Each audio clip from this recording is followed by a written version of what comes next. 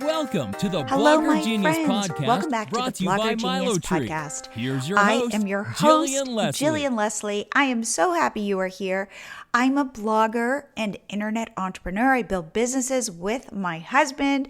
We started with Catch My Party, moved on to our Milo Tree pop-up app, and now we are launching Milo Tree Cart, the easiest way for female bloggers to sell digital products to their audiences. If you are one of those bloggers or creators who says, tech is not my thing, Milo Tree Cart is your best friend. You can sell all kinds of digital products with it, from digital downloads to memberships to courses to coaching, the whole shebang. And it is insanely easy to use. Now, we have been putting together our Black Friday special, and you do not want to miss this. If you are considering purchasing Milo Tree Cart, remember we sell it for $3.49. You want some extra special bonuses, get on my email list.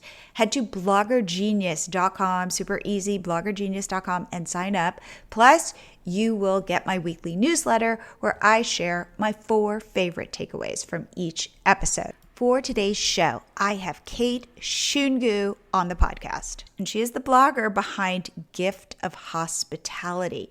What is super interesting about this episode is Kate decided to do that thing that we talk about where you niche down, and she picked a niche that blew up for her during the pandemic. So she had to pivot again. And what she discovered was having constraints was helpful. If you are thinking about niching down, you definitely want to listen to this episode. And if you are in a niche, you might see it in a new way. So without further delay, here is my interview with Kate Shungu. Kate, welcome to the Blogger Genius Podcast. Thank you so much for having me. So we just recorded this and I forgot to press record. So this is our second version, but it was so good that I'm excited to talk to you some more. Me too. You reached out to me and you had an interesting story to tell about blogging. And it has to do with being a food blogger and picking your niche and the pandemic. So would you share that story of how you got into it and where you are now? Yes. So I started in 2017 under my name, kateshungu.com, and I was blogging whatever I wanted to blog about. I was doing family recipes. I was doing things that interested me or that I had created, and I really didn't have a focus. And so it was even back then, so this would have been 2018, where there was some rumblings in the food blogger community about how big the community is and how you really need to pick a focus. And so I thought, okay, no one knows who Kate Shungu is, by the way. And so I should find a focus and I'm going to change my domain. So I ended up choosing Gift of Hospitality. So hospitality has always been important to me. I love having people to my home for dinner. I love just being welcoming. It can be something as easy as, showing the new person at work where the coffee machine is.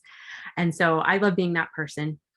And so I named it Gift of Hospitality and decided to focus on both recipes for dinner parties. So things like, here's an entree and 2 sides you can make that would create a dinner party.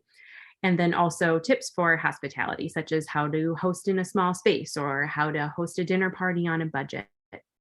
And so I did that for several years before realizing that I wasn't really getting anywhere. So I decided I wanted to rebrand. I was going to choose to make a pivot, and I landed on Gift of Hospitality, Recipes for Entertaining.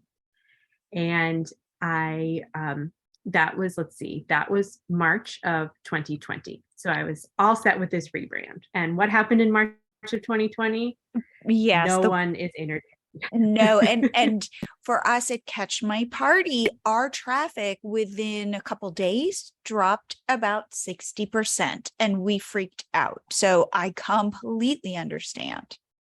Yeah, from a brand that had been built already too, right? I had just started one and you had one that was established. And so it was a really uncertain time. No one knew, were we going to be entertaining and throwing parties in 2 weeks like they all said we would, or would it be much longer? And just so that, we soon found out. and just that vibe again, that people were dangerous. It wasn't even just like, we'll just stay home. It was like, we will not see people. We will not celebrate with people. Like, it was like this, the vibe just changed. It did. You It did. seemed like a bad person if you were thinking about throwing a party. Right. I had an infant at the time, and we would go for walks on the sidewalk, and people would stop and like get in the grass so we could pass. First of all, that's very kind of you, but I mean, now that we know, probably unnecessary. Right. Right. We didn't know. It was so uncertain. And so I knew that this was maybe my sign that my tagline should not be recipes for entertaining. So I got to thinking, and over Christmas of that past year, my grandmother's rum balls had done really well. And I think it was on Pinterest. It wasn't even on Google, but her recipes, literally thousands of people had made grandma's rum balls for Christmas. And I know how tickled she would have been. And so it got me looking at her Black recipe binder that my grandpa had given me when she passed. And there was a lot of recipes in there. Grandma had things in there that she had served to our family for years, that she had brought to potlucks, to her bridge club. These were grandma's treasured recipes. And I also got a hold of her old church cookbooks. And these were also recipes that women, some men, mostly women, had contributed over the years. And when they put out a call, let's say at a church or a junior league for these recipes to go into these cookbooks, these people are submitting really their best recipes. Like, these are the ones that they are proud of, that they want the world to know, like, oh, Nancy makes some really good lemon squares. And so these cookbooks are a treasure trove of recipes. So I decided to pivot, and I was going to focus on vintage recipes. So my tagline is vintage recipes for modern cooks. I started out at about 20,000 sessions at that point. And then since focusing on that niche, I have quadrupled my sessions. And it was about 8 months later, after determining that focus, that I qualified for Mediavine. Okay. And so these are recipes. When I think of vintage recipes, I'm thinking of these like Jello concoctions. I'm thinking about a lot of Crisco. Are these the kind of recipes you're making? Yes. And people are looking for them, right? They have that nostalgic feel. It's something their aunt made, their mom made, their grandma made growing up. They want to put it on their Thanksgiving table, their holiday table. They want their grandkids to taste it. So my target audience, I've determined, is a woman. I call her Judy. I actually have several followers named Judy who comment, who ask me questions, who post. So I really have a kind of a face to a name for this person. And she is ages 50 plus. She is an empty nester. She's looking for an amazing recipe for her book club. She is looking for a recipe maybe that her aunt used to make and she hasn't had in years. She's looking for a recipe for her holiday table. But she is looking kind of for a hint of nostalgia in these recipes. And so back to your original question, people are looking for these recipes, and I do adapt them, right? A lot of them there's a lot of Crisco or brand names like Dream Whips and things that are hard to find or you can't even find anymore. And so I need to update them, and I do that. And that's what people are looking for. They want a taste of nostalgia, or at least my audience does, with their cooking. Now, where are these people finding your recipes?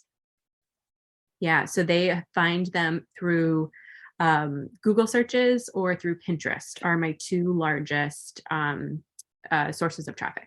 Okay. And though I'm assuming these 50 plus women are mostly on Facebook, That's like I take it they're not on TikTok.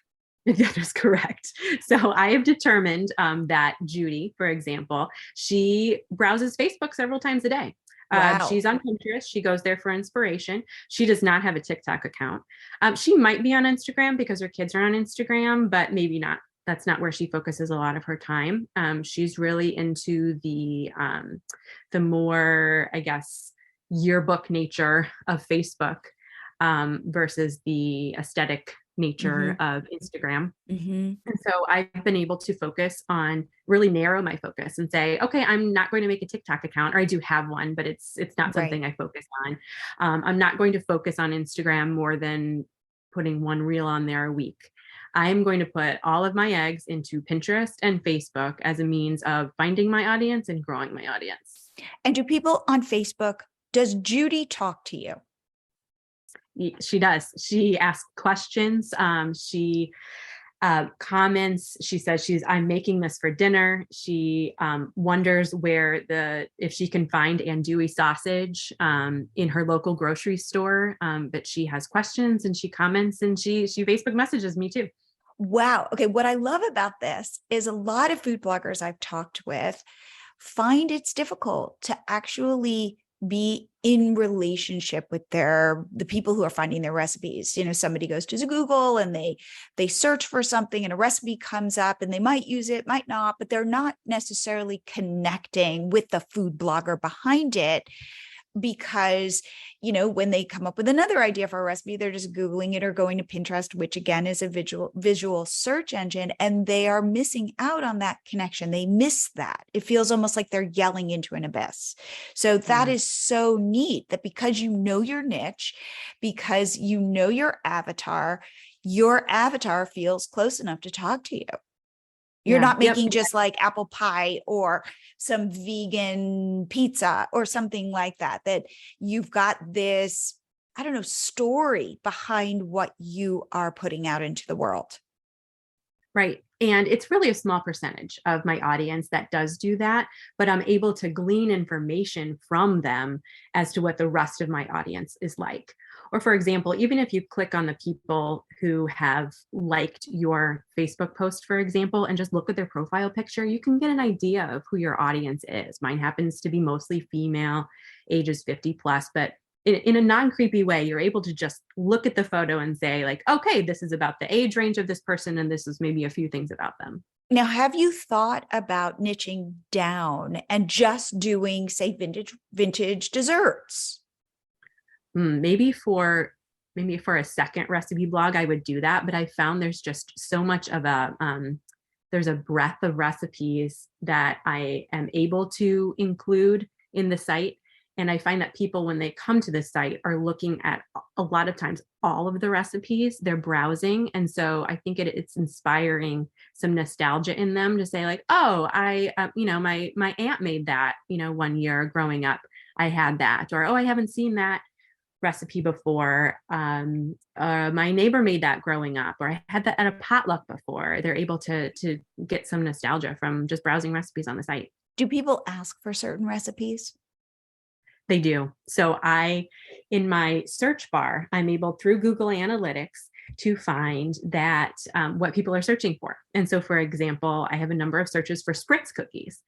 And the fact that I've never put a Spritz cookie recipe on the site, and I've never, I don't have a Spritz cookie pin on Pinterest. I don't know how people have the idea that I would have a Spritz cookie on the site, other than a Spritz cookie is an old-fashioned recipe. And they have equated my blog with old-fashioned recipes. So I think, oh, she must have a Spritz cookie. And tell me you're going to make one. You're going to make one. I am. It is on my list for the coming months to make a Spritz cookie and to satisfy these inquiries. But at the moment, I don't. And so it's just a really interesting way to hear more about what your audience is looking for by checking into what they are searching for on your site.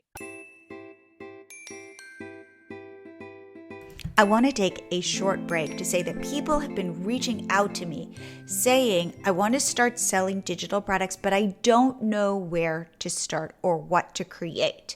Perfect. We have a quiz for you. If you go to milotree.com/quiz, you'll answer some questions based on your personality, and it will guide you to where to start, whether it be a digital download, a paid workshop, or coaching services. So to grab it again, go to milotree.com/quiz, then email me and tell me what product you're thinking of starting with, and I'll send you some resources to help you. Again, milotree.com/quiz. And now back to the show. What I think is so interesting about what you're sharing is that by being in a niche and knowing exactly what it is, you're able to limit work. Yeah, that's exactly it. So when I'm making decisions based on the blog, I'm thinking about Judy because ultimately she's my audience and she's who I'm serving. And so both when it comes to choosing blog posts or choosing, for example, keywords. So when I'm searching for keywords and I come across a really good one, let's say, as an example, instant pot green beans, and it looks like a really promising keyword, I could rank for that. But I think an instant pot is a relatively new thing, at least the brand is. Pressure cooking has been around for a long time, but Judy's not coming to my site for instant pot green beans. She's coming for a vintage recipe. And so I'm able to quickly say, no, thank you. I don't need to do that one. And I can make a quick decision based on the fact that, okay, I'm focused on vintage recipes. And it's the same like I spoke about with social media. I can say, I don't need to be on TikTok. I don't need to feel bad for not being on TikTok because my audience is not on TikTok. They're on Facebook and Pinterest, and I can spend my time there and know I'm wisely investing my time. I think that's so powerful. It's like by limiting choice, you have more freedom. Yeah, it's true. Okay, so here's a question. Do you take this vintage theme and weave it throughout your blog? For example, I just went live with a podcast episode all about personal branding. And it's kind of like, how do you find what makes you unique? And I'm just thinking in terms of, it sounds like you have this library of old cookbooks and old recipes. And I don't know if you have vintage napkins, but how do you communicate vintage? Because that feels like such a powerful branding opportunity. How do you incorporate that into what you're doing? Yeah. So in each blog post, I put the source of the recipe where I got that inspiration from.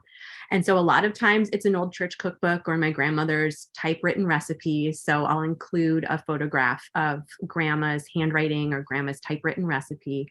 Or I'm able to date these church cookbooks. A lot of times they have calendars in them.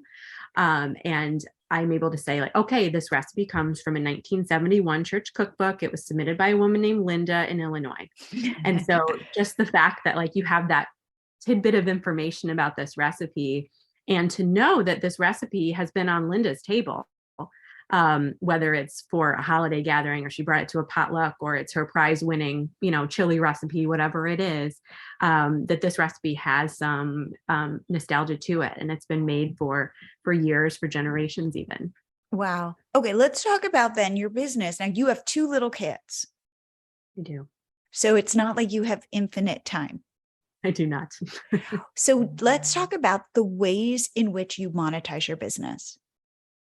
Yeah. So I have chosen to focus really on SEO and Pinterest as my biggest avenues for monetization. So Mediavine is one. And then second is Pinterest. So as a result of deciding to really focus on Pinterest, I was an early adopter of their idea pins. And as a result, I was invited to be part of their creator fund when it started. Creator rewards is what they call them. And so they have different challenges each month or different rewards each month where they say, we will pay you X dollars if your pin gets 100 saves, or we will pay you X dollars if you post 4 pins, one each week for 1 month. And so each month they come up with new rewards. And if you post idea pins and they meet the requirements, then you get paid for them. So that's my other avenue of monetization. And then the third is I do some freelance work doing recipe development and photography for a large national food site. And is the Pinterest creator program lucrative? It is. So it was more lucrative at the beginning. Okay. So it was, I think the pot was large and they had fewer creators who had access to it. And so they were generous at the beginning. It's dwindled down a little. I would say it still generates a nice monthly income. So can I just ask, like, is it 4 figures? Is it 3 figures? Is it 5 figures? It's 4 figures. Okay. It's like several thousand a month. Okay. That it contributes. And so, but it depends, right? So if I don't take it seriously and I drop 1 pin in, I make $200. But if I make 12 or 15 pins and meet all the rewards, I might make much more. Okay. And so it's as the months have gone on, they've opened it up to more creators. and the amount of money that you can get each month has gone down. So Okay. we'll see how long it lasts. I'm not sure how long it's going to go. They've promised it through the end of the year. We'll see. Okay. Now let's talk in terms of other things. Like, do you send a newsletter?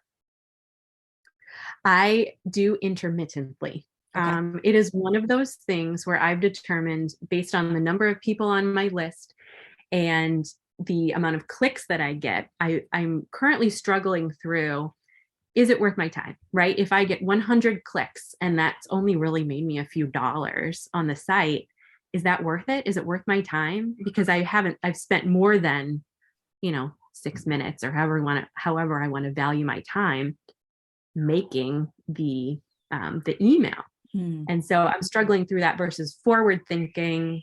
Is it like good for my brand to really have a presence there? I don't know. It's something I continually think about and do and don't do and go back and forth.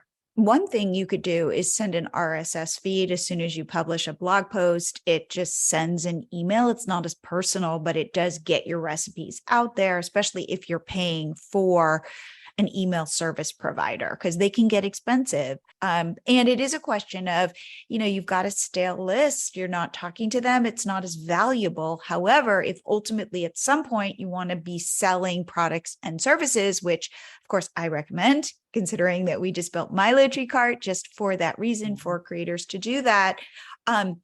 Keeping, that's like the best avenue for selling. So it is, there are a lot of pluses and a lot of minuses. Yeah. Yep. Exactly. And so it's one of those things like, you should do, but it's a matter of doing it. That's one area where I struggle. So let's talk about how you manage your time, because you have 2 little kids and you had said that you wanted to be home with them. How long does it take you to put together a blog post, and how many blog posts are you posting? Yeah. So I post one blog post per week, roughly, and then I update 2 or 3 each week. It probably takes 3 to 4 hours from recipe conception. So now, granted, I'm starting with a pretty solid recipe. These are people's kind of best recipes. They do take some tweaking, whether the cook time is sometimes wrong or it's ingredients that need changing. I do that, make the recipe, photograph it, write the blog post, and then promote it from start to finish. It's probably closer to 4 hours. But I found I'm fitting this into the margins of my day. It's during nap time for the kids. It's after they go to bed. It's, when my husband gets home. And that expression, the work expands to the amount of time you have, is never more true than when you have either a lot of time or very little time. It's just, it has to get done, and it gets done. And I'm able to focus more when I just have that limited amount of time. Don't you think to yourself, like, what did I do with all my time before I had kids? All the time. I think it too. Oh my God. Like, it is, I think having children just changes your whole concept of time. And I love this idea that, with a deadline, you can get stuff done. I always talk about B- work, which is doable, but it's above average. Like, I'm not saying phone it in and do crappy work or even do average work, but at a certain point, you've taken enough photos. Right. Exactly. That's a huge one. I used to get stuck and take 100 photos of whatever I was making before realizing I'm only using 6 of these, 8 of these tops in a post and other ways that I promote it. What am I taking all these photos for? I don't need 6 different angles of this dish. Like, let's stick to the 2 to 3, like tried and true angles, get it done. I don't need to replate this. I don't need to do all these little tweaks to get the perfect photo. Just get it out there. And it saved me so much time. Are you doing video? I do video on my phone in order to create a reel, both for Pinterest, and I'm able to repurpose it on Instagram. Okay. And then are you putting it on YouTube or YouTube Shorts?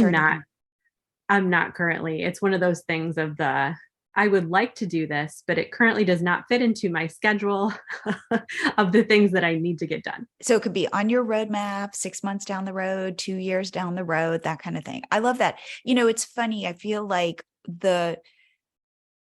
why I like this conversation is that sometimes constraints are your friends.